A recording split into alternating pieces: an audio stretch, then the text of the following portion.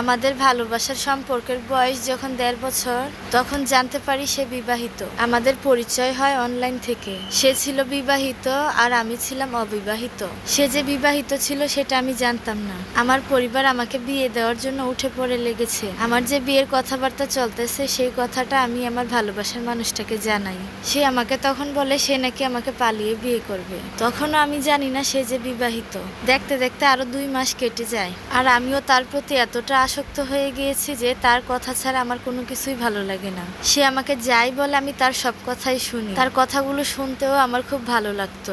আমার কাছে মনে হতো পৃথিবীর সব মানুষ যা বলে সব ভুল, আর আমার প্রিয় মানুষটি যা বলে সব ঠিক। তাই তার কথাগুলো শুনতাম আর আমার খুব ভালো লাগতো। আমি আমার পরিবারের কারো কথাও শুনিনি। আমার পরিবার থেকে যখন আমার বিয়ের কথা বলা হতো, তখন আমি খাওয়া দাওয়া সব বন্ধ করে দিতাম। তখন আমি তাকে বলি, দেখো আমাকে তো বিয়ের জন্য অনেক প্রেশার দিচ্ছে, আমি এখন কি করব। সেই সময়ে সে আমাকে ভরসা দেয় তার জন্য যেন আমি আরো ৬ মাস অপেক্ষা করি, তারপর সে এসে আমাকে নিয়ে যাবে। তার কথাটা আমি বিশ্বাস করে মেনে নেই। একদিন হঠাৎ করে আমার বিয়ের কথা যখন উঠে, তখন আমি আমার মাকে আমার বিষয়টা জানাই। বিষয়টি জানানোর পর সে আমার মায়ের সাথে কথা বলতে চায়। তখন সে আমার মাকে বলে, আপনার মেয়েকে একটা ভালো ছেলে দেখে বিয়ে দিয়ে দেন। আমার মা তো তার মুখে এরকম কথা শুনে রীতিমতো অবাক। আমার মা আমাকে বলে, তোকে না সে ভালোবাসে, তাহলে এরকম কেন কথা বলছে। এই কথা শুনে আমি খুব কান্নাকাটি করি। সে তখন আমাকে বলে, শোনো আমি তোমাকে একটা কথা বলতে চাই। সে আমাকে বলে সে নাকি বিবাহিত। তার মুখে এই কথা শুনে আমার মাথায় আকাশ ভেঙে পড়ার মতো অবস্থা।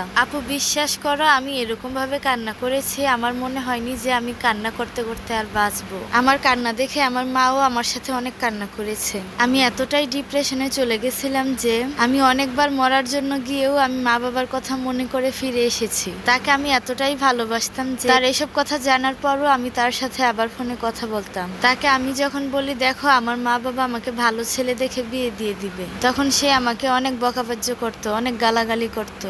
আমার মাকে নিয়েও অনেক বাজে বাজে কথা বলতো। কিন্তু এই ২ বছরে আমি তার সাথে একটা খারাপ কথাও বলিনি বা একটা বকাও দেইনি। আমি এখনো তাকে অনেক বেশি ভালোবাসি, কিন্তু ১ মাস ধরে এখন আর তার সাথে আমার কোনো যোগাযোগ নেই। একটা সময় সে আমাকে অনেক সময় দিত, আর আমিও বোকার মতো সবার কাছে তার অনেক প্রশংসা করেছি।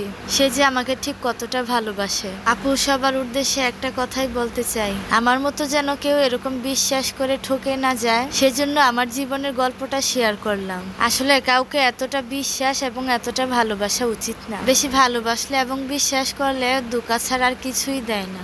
তারপরও তার প্রতি আমার যেহেতু ভালোবাসা আছে, সে জায়গা থেকে তার জন্য আমি অনেক দোয়া করি। সে যেখানেই থাকুক, ভালো থাকুক, সুস্থ থাকুক। এখন আপু আমি আগের থেকে একটু ভালো আছি, কিন্তু তার কথা মনে পড়লে আমার খুব কষ্ট হয়। তার কথা ভেবে আমি এখনো খুব কান্না করি।